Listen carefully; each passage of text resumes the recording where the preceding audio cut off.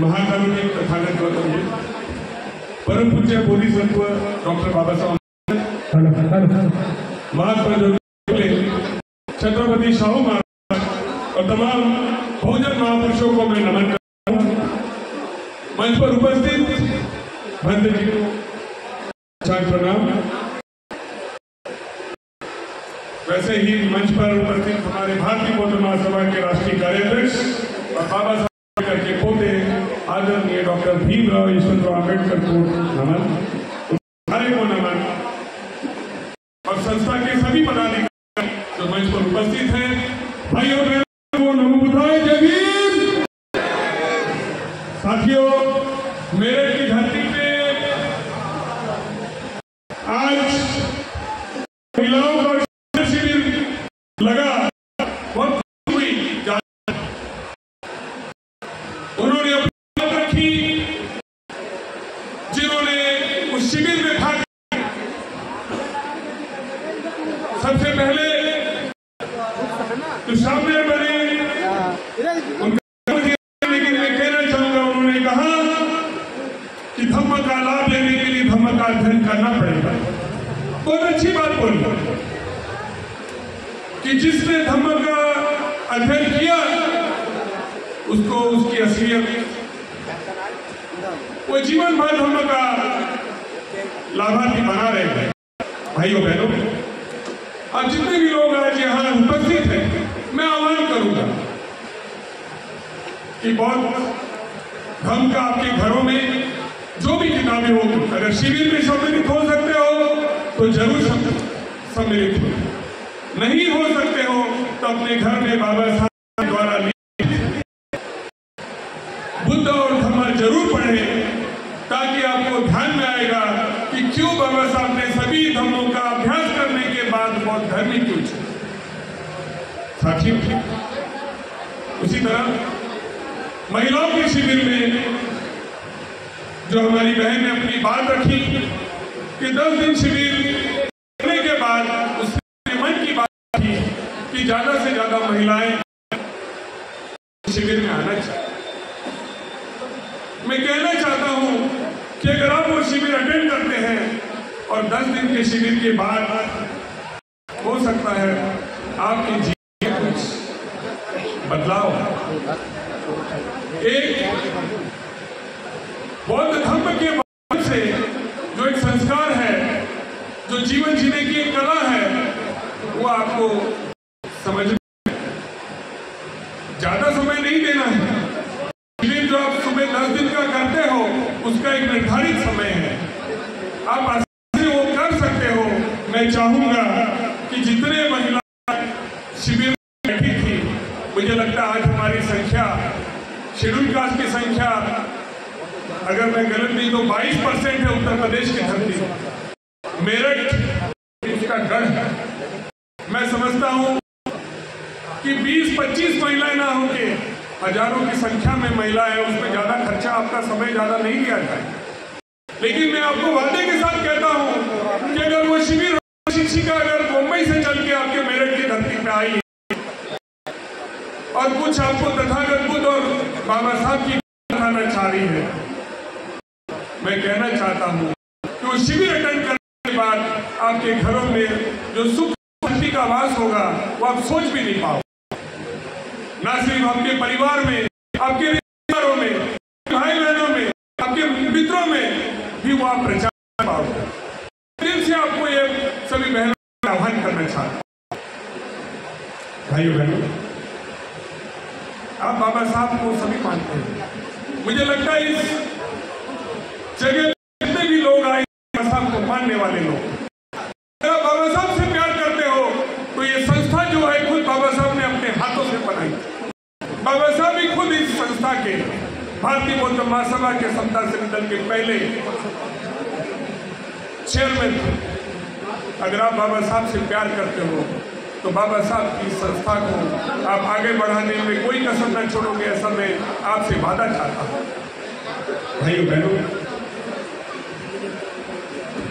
राजकीय क्रांति करने से कुछ नहीं होगा जब तक आपकी सांस्कृतिक कार्यकारिणी, धार्मिक क्रांति जो बाबा साहब ने की अपने जीवन जीवन में आखिरी क्रांति, सामाजिक क्रांति जो बाबा साहब ने धम्म का स्वीकार करके की है, जब तक आप इसका स्वीकार नहीं करोगे तब तक आपकी राजकीय क्रांति आगे सफल नहीं हो सकती। भाई मैं कहना चाहता हूँ कि आपकी उसी उत्तर प्रदेश की धरती पे मान्यवर कांशीराम ने सिर्फ एक किताब बाबा साहब की पढ़ी, हमारे महाराज से बाबा साहब की लिखी हुई किताब एनिमेशन ऑफ कास्ट, मान्यवर कांशीराम के शब्दों में कि मैंने एक किताब पढ़ के अपना जीवन त्याग दिया और बाबा साहब के मिशन को आगे बढ़ाने में लग गया।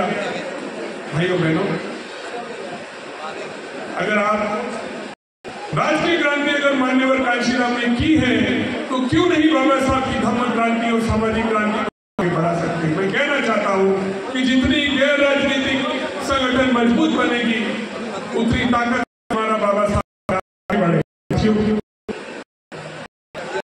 कड़ी में मैं कहना चाहूँगा कि हमारे भारतीय बौद्ध सभा के माध्यम से जितने भी बिहार है उसको जोड़ने का उद्देश्य हम लोगों का है।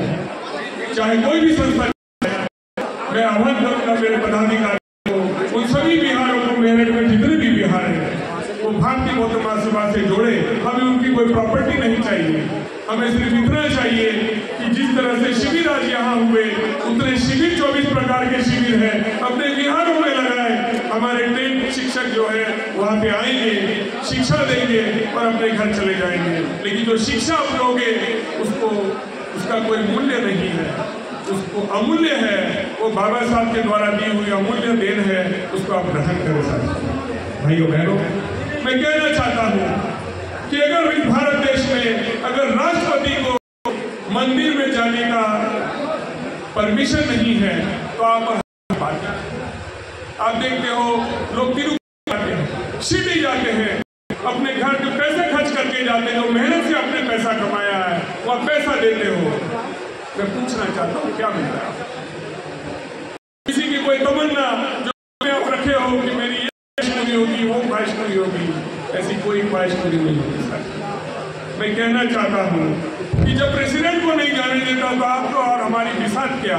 मैं आपको कहना चाहूँगा कि अगर आपको कहीं जाना है, अगर जाना है तो बाबा साहब द्वारा इस बौद्ध धर्म के तौर से अपने बिहारों में जाओ, दान देना है बिहारों में दो, आपको दान देना है बाबा साहब की बुद्धिस्ट सोसाइटी में भी। साथियों, बाबा साहब कहते थे कि जाति caste is a disease of mind, मतलब ये जाति हमारे दिमाग में एक बीमारी की तरह है। ये बाबा साहब के शब्द हैं मेरे। मैं ये कहना चाहता हूं, बाबा साहब चाहते थे अपने जीवन में कि एक जाति रहित समाज की निर्मित। भाइयों बहनों, उसके लिए बाबा साहब ने बौद्ध धर्म की दीक्षा दी। मैं चाहूंगा कि जितनी भी जातियां हैं, चाहे वो शेड्यूल कास्ट में हो, चाहे ओबीसी में हो, इन सब में सबसे पहले बौद्ध धर्म की दीक्षा लेनी। बाबा साहब की 22 प्रतिज्ञा मुझे बोलने की जरूरत नहीं। आप इसी मेरठ में 5 मार्च को बड़ा कार्यक्रम हुआ, गोरखपुर में हुआ, बिजनौर जिले के नगीना में हुआ, हजारों की संख्या में शेड्यूल कास्ट और ओबीसी के लोग आए और धर्म की दीक्षा ग्रहण। भाइयों बहनों, बौद्ध धर्म की दीक्षा ग्रहण की, यानी मैं कहता हूँ आपने जाति से, क्योंकि बौद्ध धर्म में कोई जाति को कोई जगह नहीं है। भाइयों, कहना चाहता हूँ कि जाति रोटी का भी सबका, छोटी छोटी जातियां जो शेड्यूल कास्ट और पढ़े लिखे हो गया, कलेक्टर कोई कमी नहीं है। मुझे लगता है पढ़े लिखे लोगों ने कम से कम एक समाज के सामने रखना है और को बाजू में रख के सिर्फ बौद्ध के रूप में रोटी बेटी ऐसा। भाइयों बहनों, मैं आपसे साथियों, सम्राट अशोक के जमाने में 84,000 स्तूप बनाए गए ताकि बौद्ध धर्म का प्रचार प्रसार गए। वो 84,000 स्तूप, क्योंकि सम्राट अशोक उस राज कर रहे थे, इसलिए 84,000 स्तूप का निर्माण। उसके बाद पुष्यमित्र शुंग में आने के बाद उस 84,000 स्तूप को नष्ट किया। भाइयों बहनों, आज आपका और हमारा उद्देश्य होना चाहिए कि सम्राट अशोक के 84,000 स्तूप हम वापस लाए। वो कहाँ है, उसको ढूंढ निकाल के इतिहास के पन्नों को पलट के वापस लाना है। और ये भारतीय बौद्ध महासभा बखूबी के साथ पूरे देश में काम कर रही है। हमारी एक विंग है जो स्तूप को ढूंढने का काम करती है। मैं उदाहरण देना चाहता हूँ कि तमिलनाडु में ऐसा ही एक मंदिर था, बिहार था वो, लेकिन लोगों ने मंदिर बनाया। हमारी ट्रस्ट ने कोर्ट में अर्जी दी और वो कोर्ट में केस जीते और वो बिहार जो है हमारे हाथ में आया। भाइयों बहनों, मैं मिनट में अपनी बात रख के बात को विराम करूंगा। भाइयों बहनों, बाबा साहब का संविधान आज सही में खतरे में, इसीलिए उत्तर प्रदेश की धरती में आज संविधान रथ जो 24 सितंबर को पंचशील का झंडा दिखा के आदरणीय डॉक्टर भीमराव यशवंतराव अम्बेडकर साहब ने उस जगह झंडा दिखाया। बाबा साहब अम्बेडकर ने आखिरी सांस ली, यानी 26 अलीपुर रोड नई दिल्ली। भाइयों बहनों, मैं को आह्वान करूंगा कि जब भी मेरठ की धरती पे ये संविधान रथ आए, मैं आप सबको आह्वान करूंगा कि संविधान रथ से संविधान की छोटी छोटी आप उसे जरूर लें और संविधान के बारे में हमारे भाइयों बहनों को, जिसके माध्यम से हमको मान सम्मान की जिंदगी मिली है, उस संविधान की बुक भाइयों बहनों, मैं आपसे यही कहना चाहता हूँ कि भारतीय बौद्ध महासभा का खुद का एक YouTube channel the great lotus, आप सभी इसको सब्सक्राइब करें ताकि जब भीमराव साहब जाते हैं उसके कार्यक्रम की जानकारी आपको मिलेगी। बुद्धिस्ट सोसाइटी ऑफ इंडिया, उसका वेबसाइट है www.officialbuddhistsocietyofIndia.org, जिसमें आप उसके मेंबर बने ताकि ज़्यादा से ज़्यादा संख्या में हमें पता लगेगा कि इतने सारे लोग भारतीय बौद्ध महासभा के मेंबर बने। उसी तरह समता सैनिक दल www.samtasainikdal.org, इसमें जाके जो समता दल में ज्वाइन करना चाहते हैं उसके मेंबर फ्री ऑफ है, ताकि आपकी मेरठ की धरती पे 2 दिवसीय शिविर समता सैनिक दल का चाहते हैं तो ज़्यादा से ज़्यादा बच्चों का हम उसमें सहभाग चाहते हैं। भाइयों बहनों, बाबा साहब के 3 सिपाही, बुद्धिस्ट सोसाइटी ऑफ इंडिया, समता सैनिक दल और रिपब्लिकन, अगर आप बाबा साहब को प्यार करते हो तो बाबा साहब की संस्था को आगे बढ़ाओ।